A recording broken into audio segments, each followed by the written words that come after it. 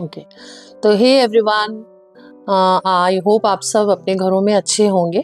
और आज के टॉपिक पे, जिस टॉपिक पे मैं बात करने वाली हूँ, तो ऑलरेडी इसके ऊपर हमने एक वीडियो बनाया है जिसमें हमने बात किया था कि what is actually financial freedom. तो मैंने वो बताने की कोशिश की थी। तो उसी के कंटिन्यूएशन में आज इस वीडियो में हम बात करेंगे कि फाइनेंशियल फ्रीडम को पाने के लिए वो क्या चीज़ें हैं जो हमें ध्यान में रखनी है। ठीक है। सो फाइनेंशियल फ्रीडम को पाने के लिए, क्योंकि इट्स अ जर्नी, ये एक दिन में नहीं होने वाली है। ठीक है, बहुत सारी चीजें हमें अडॉप्ट और एडजस्ट करनी पड़ेंगी। ओके, तो उसमें अगर मैं बात करूं कि सबसे पहली इंपॉर्टेंट चीज जो है वो क्या है कि हमारे गोल्स बहुत क्लियर होने चाहिए कि लाइफ में आपको कितना पैसा चाहिए, कब चाहिए और किस लिए चाहिए, ये आपको एकदम क्लियर होना चाहिए।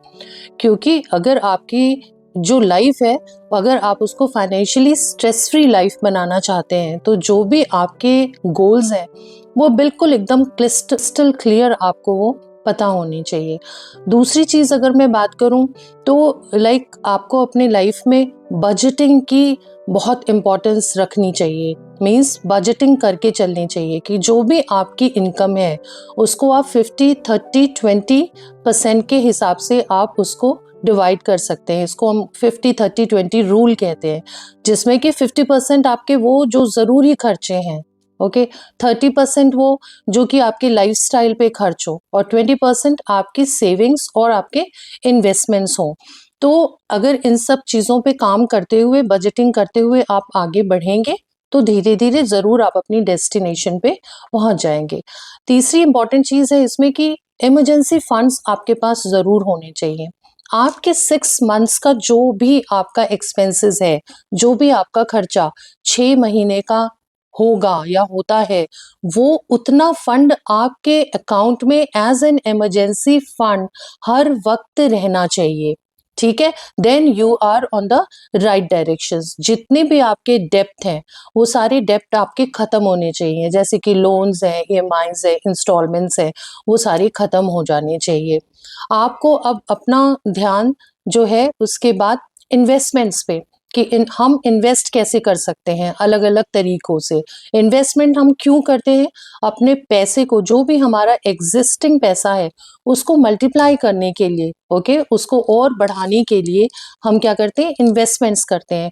तो आज के डेट में अगर मैं बात करूं कि जो इन्वेस्टमेंट्स जो कि अच्छा रिटर्न्स दे रहे हैं, उसमें आपके एसआईपीज हैं, आपके म्यूचुअल फंड्स हैं, गोल्ड ईटीएफ है, एफडी है, आरडी है, ये सारी चीजें आप अपने इन्वेस्टमेंट प्लानिंग में कर सकते हैं। And one very important thing to achieve financial freedom is आपको multiple source of income create करना चाहिए। है ना, कि सिर्फ प्लान ए पे अगर आप काम कर रहे हैं तो दैट इज नॉट सफिशिएंट।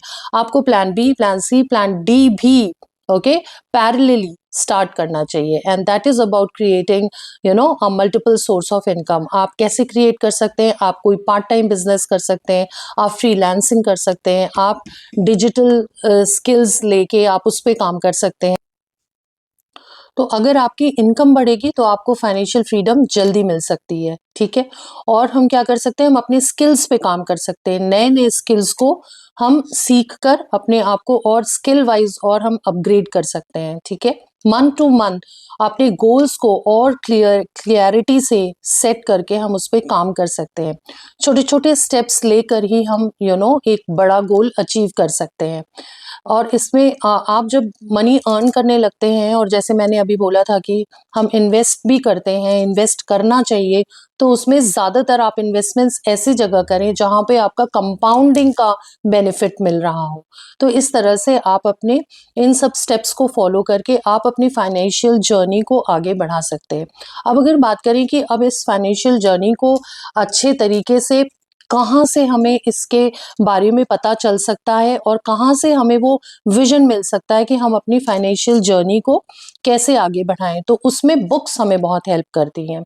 ठीक है, तो बुक्स की अगर मैं बात करूं कि अब बुक्स रीडिंग हर किसी का फॉर्टे नहीं होता कि वो किताबें बहुत आराम से पढ़ सके। बट अगर आप फाइनेंशियल फ्रीडम चाहते हैं तो आपको ये अपने में हैबिट डेवलप करनी पड़ेगी कि आपको किताबों को पढ़ना होगा, बिकॉज किताबें ही हैं जो कि आपको उसके बारे में, फाइनेंशियल फ्रीडम के बारे में नॉलेज देंगी।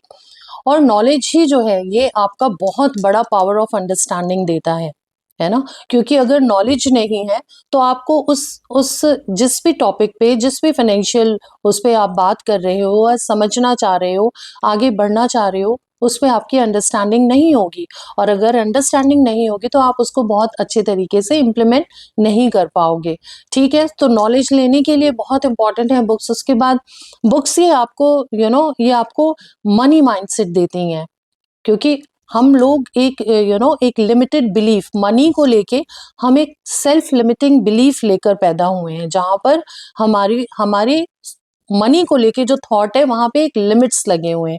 लेकिन जब हम इन किताबों को, जो फाइनेंशियल फ्रीडम को लेकर जो किताबें हैं, जब हम इनको पढ़ते हैं तो हमें फिर इनसे समझ में आ सकता है कि मनी को लेके वो जो ग्रोथ माइंडसेट है वो कैसे आएगा। तो इन दैट वे भी बुक्स बहुत आपको हेल्प करती हैं वो मनी माइंडसेट को ग्रो करने के लिए। ठीक है, फाइनेंशियल मिस्टेक्स हमें कैसे पता चलती है? जब हम बुक्स पढ़ते हैं उसमें बहुत छोटी छोटी स्टोरीज होती हैं।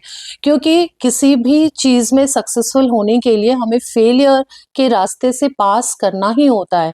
तो वो जो सक्सेसफुल स्टोरीज वहां पे दी होती हैं, शॉर्ट स्टोरीज, जिनको पढ़ के आपको लगता है कि यस, ये गलती इन लोगों ने नहीं करी है तो हमें नहीं करनी चाहिए, तो उस तरह से हम अपनी मिस्टेक्स को भी ओवरकम कर सकते हैं। इन्वेस्टमेंट क्यों करना चाहिए, ओके, ये क्या, इसकी भी समझ जो है वो हमें बुक से ही मिलती है। मल्टीपल सोर्स ऑफ इनकम के लिए मैंने बताया वो क्या क्या तरीके हैं जिनसे आप multiple source of income generate कर सकते हैं। डिसिप्लिन और कंसिस्टेंसी सिखाती है बुक्स कि अगर आप डिसिप्लिन वे में कंसिस्टेंटली लगातार आप किसी भी काम को करते रहेंगे तो आप ज़रूर सक्सेसफुल होंगे।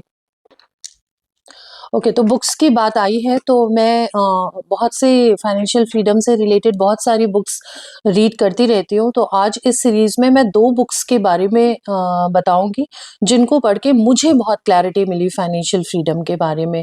तो इसमें अगर मैं पहली बुक्स की बात करूँ तो जो पहली बुक है वो है, ये बुक आप लोग देख सकते हैं, let's talk money by Monika हलान।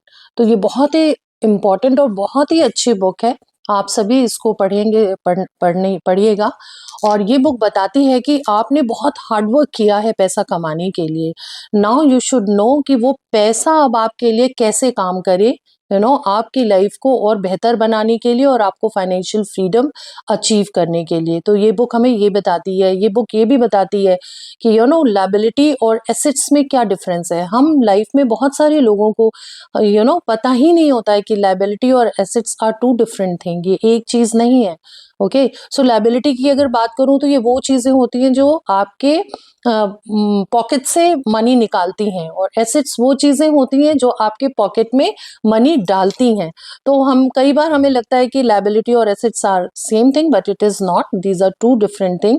So financial freedom पाने के लिए हमें अपने एसेट्स बढ़ाने चाहिए और लायबिलिटीज को कम करना चाहिए। इस पे हमारा फोकस ज्यादा रहना चाहिए। और हमें और आगे मतलब इसमें फाइनेंशियली और स्ट्रांग होने के लिए हमें रिस्क लेने के लिए तैयार रहना पड़ेगा। हमें अपने फियर को हटाना पड़ेगा, क्योंकि फियर माइंडसेट या रिस्क नॉट टेकिंग माइंडसेट, ये सब पुअर माइंडसेट होता है। ओके, सो अगर आपको ग्रो करना है और फाइनेंशियल फ्रीडम अचीव करना है तो आपको अपने माइंडसेट को भी चेंज करना पड़ेगा, अपने थॉट प्रोसेस को चेंज करना पड़ेगा, अपने फियर को हटाना पड़ेगा, रिस्क टेकिंग कैपेसिटी को बढ़ाना पड़ेगा।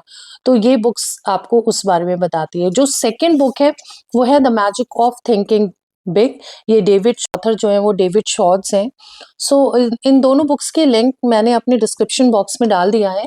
जिनको भी परचेज करना होगा आप वहां से जाके परचेज कर सकते हैं। तो the magic of thinking big में ये बताया गया है कि अगर आपकी सोच छोटी है तो आपकी कमाई और आपके पास अपॉर्चुनिटीज भी छोटी ही आएंगी। लेकिन अगर आपकी सोच बड़ी है, आप पैसे को लेकर बड़ा सोचते हैं, तो आप फिर अपने बड़े फाइनेंशियल गोल्स को सेट कर पाएंगे। और बड़े फाइनेंशियल गोल्स को आप जब सेट कर पाएंगे तो आप धीरे धीरे फाइनेंशियल फ्रीडम की तरफ की जर्नी कंप्लीट करके डेस्टिनेशन तक पहुंच पाएंगे। कहने का मतलब ये है कि अगर आप अपनी सोच को बदलते हैं तो पैसा खुद ब खुद आपके पीछे आएगा।